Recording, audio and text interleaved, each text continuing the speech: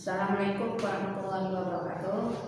Anak-anakku sekalian, alhamdulillah pada hari ini kita akan mempelajari materi fikih. Beberapa waktu yang lalu kita belum sempat mempelajari, dan pada hari ini kita akan mempelajari mengenai toharoh, artinya bersuci.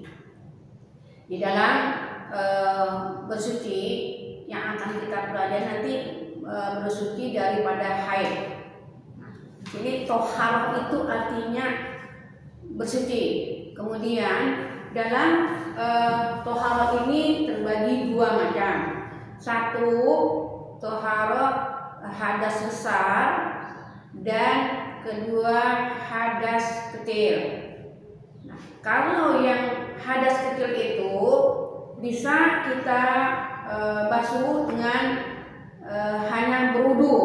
Seumpamanya yang termasuk hadas kecil itu seperti keluarnya sesuatu dari kubur atau bubur. Seumpamanya kita sudah berwudu, kemudian kita keluar angin, kita namanya hadas kecil, kita hanya untuk berwudu aja. Kemudian yang termasuk hadas kecil, bersentuhan langsung antara kulit laki-laki dengan kulit perempuan yang sudah balik dan bukan muhrimnya. Kita udah punya wudu, kemudian kita mau sholat, bersentuh dengan teman laki-laki umpamanya, itu berarti wudu kita batal.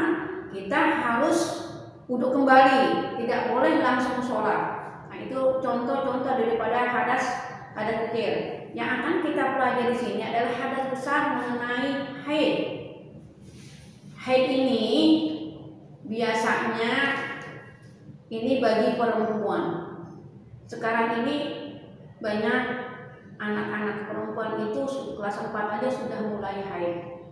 Makanya ini harus mengerti cara membersihkannya, cara bersucinya itu bagaimana.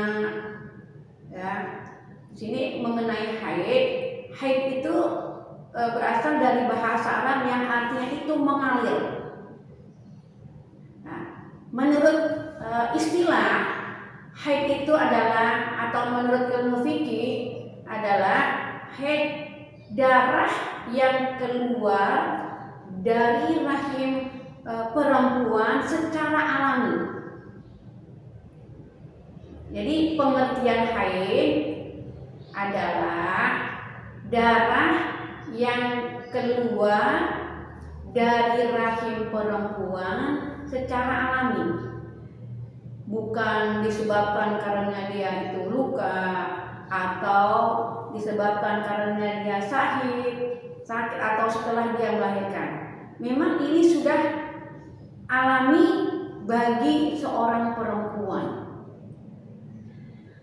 Kemudian biasanya haid ini disebut dengan istilah menstruasi, ya, atau juga disebut dengan karena datang bulan. Ini terjadinya biasanya setiap bulan, ya, bagi perempuan setiap bulan. Nah, lama kita haid paling sedikit 1 hari 1 malam. Tapi yang sudah umum, yang sudah biasanya itu darah haid itu keluar selama 7 hari. Itu sudah yang biasa. Jadi yang paling sedikit, yang paling cepat itu 1 hari 1 malam, berarti 24 jam. Setelah selesai, darah itu sudah tidak keluar lagi, berarti kita harus bersuci atau memandi wajib. Jadi yang pada umumnya haid itu selama 7 hari. Jadi batasnya 1 hari 1 malam. Kemudian kalau melebihi, seumpamanya sudah 7 hari, kemudian paling lama itu biasanya 15 hari. Itu paling lama.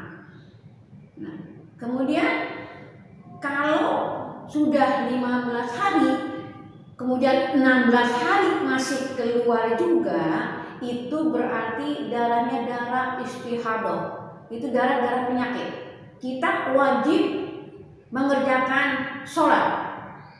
Jangan bilang, oh orang saya juga masih men kok gitu. Tapi hitungannya sudah kayak 16 hari. Kalau kita nggak sholat berarti kita dosa. Kenapa? Karena darah itu darah penyakit, bukan darah haid lagi. Nah, karena batas waktunya itu sudah melewati. Jadi paling sedikit waktunya itu 1 hari 1 malam. Yang pada umumnya 7 hari. Nah, paling lama sekali 15 hari. Itu sudah paling lama. Kemudian kalau melebihi dari 15 hari berarti itu darahnya disebut dengan darah istihadah, yaitu darah penyakit.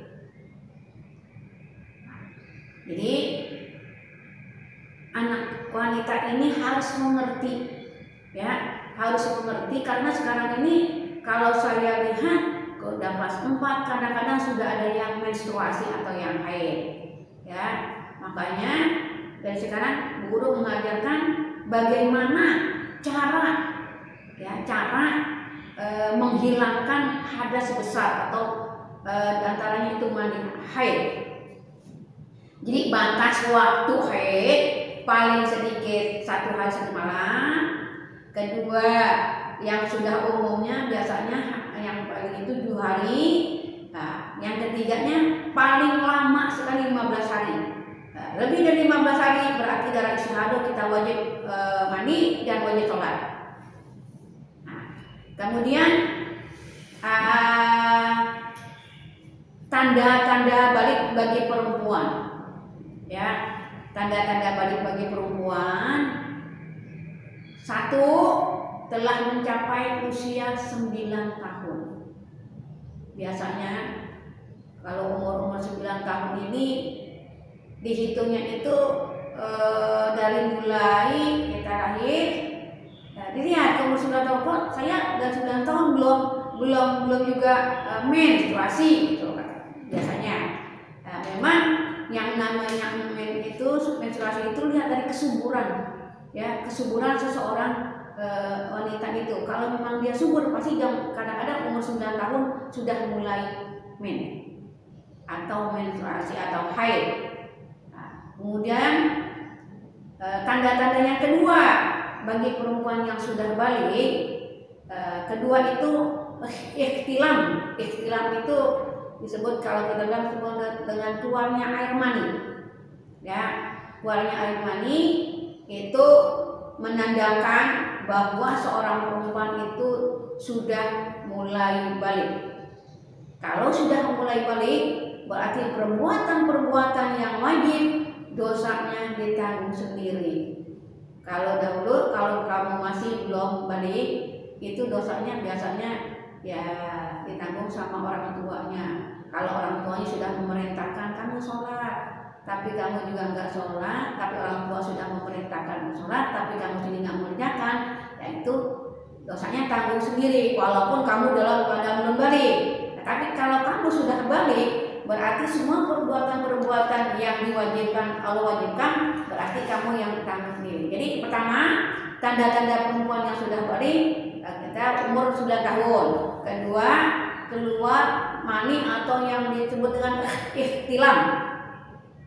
Kemudian yang ketiga, tanda-tanda balik bagi perempuan itu tumbuhnya bulu kemaluan.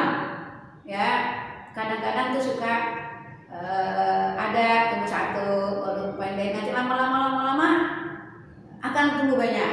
Itu tandanya yang ketiga. Yang keempat, tanda wanita itu yang dikatakan sudah balik, yang keempat itu haid. Yang akan kita pelajari sekarang masalah haid. Ya, itu tanda-tanda wanita yang sudah balik. Tadi batasnya sudah batas waktu haidnya sudah, pengertian haidnya sudah.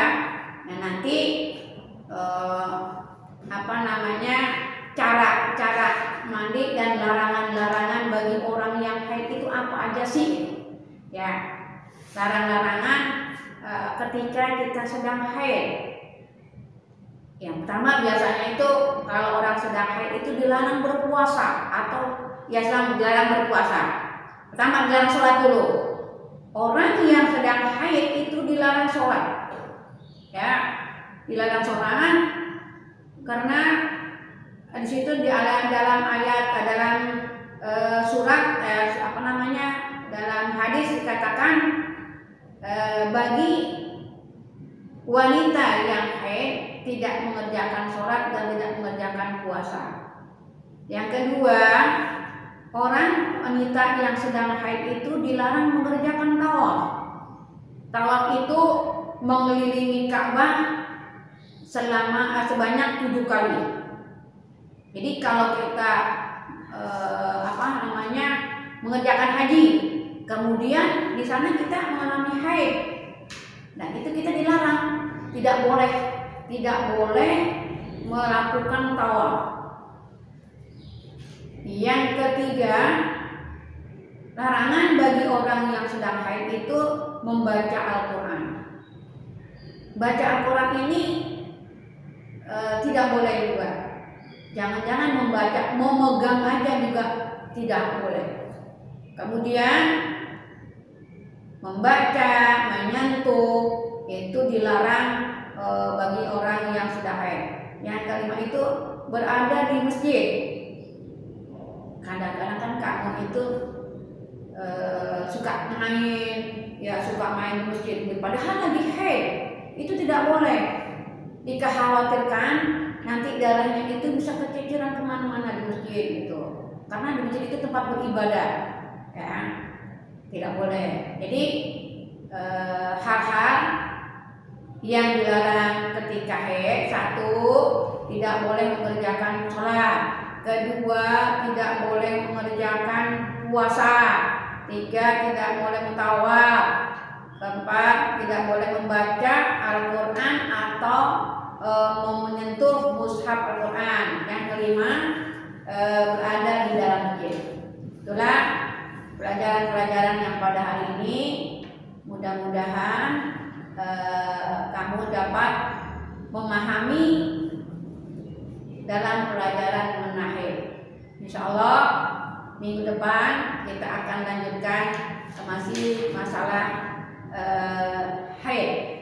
Terima kasih. Assalamualaikum warahmatullahi wabarakatuh.